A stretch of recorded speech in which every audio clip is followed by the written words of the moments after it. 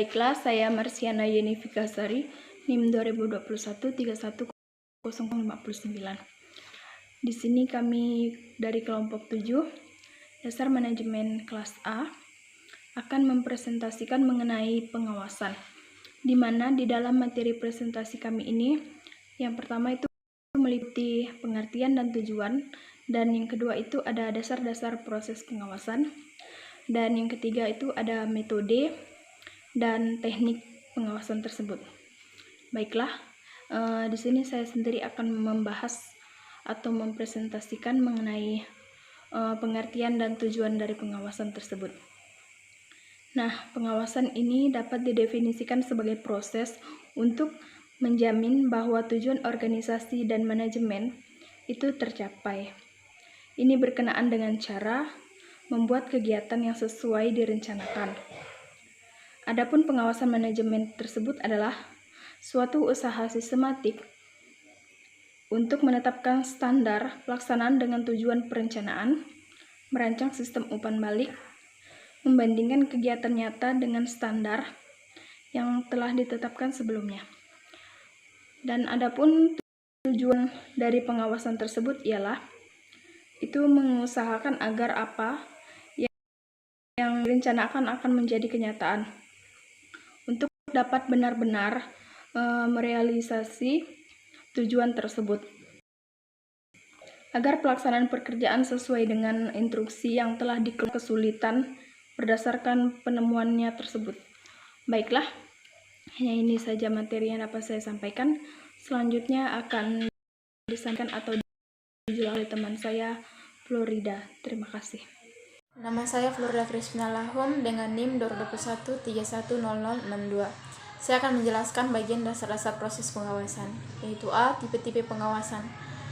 Yang pertama, pengawasan pendahuluan yang dirancang untuk mengantisipasi masalah-masalah penyimpangan dari standar atau tujuan yang memungkinkan koreksi dibuat sebelum suatu tahap kegiatan tertentu diselesaikan. Yang kedua, pengawasan konkret.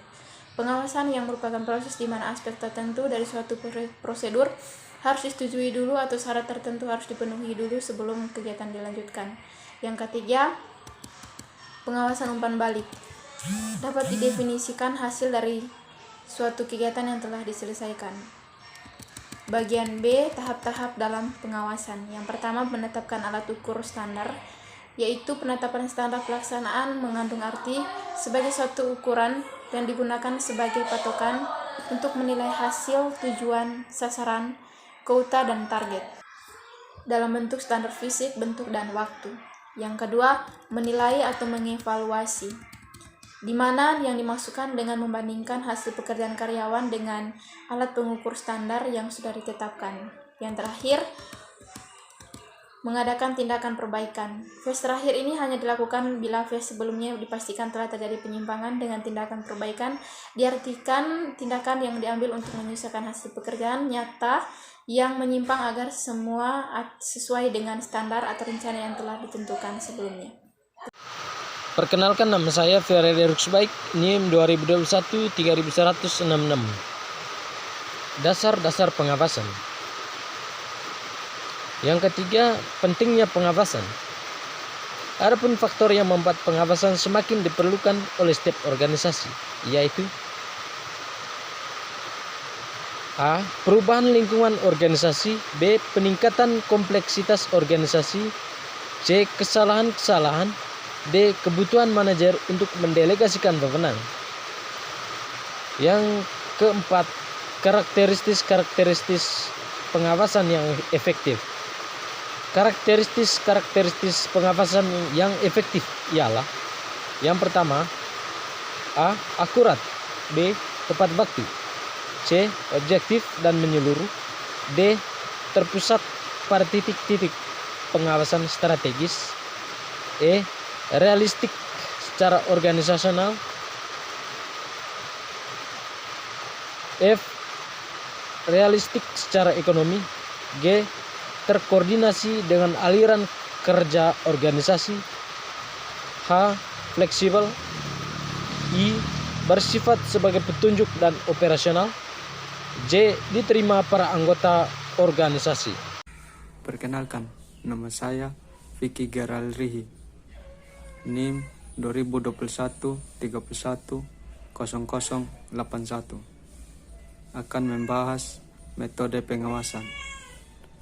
Metode pengawasan terdiri atas dua kelompok, yaitu 1. Metode pengawasan non-kuantitatif.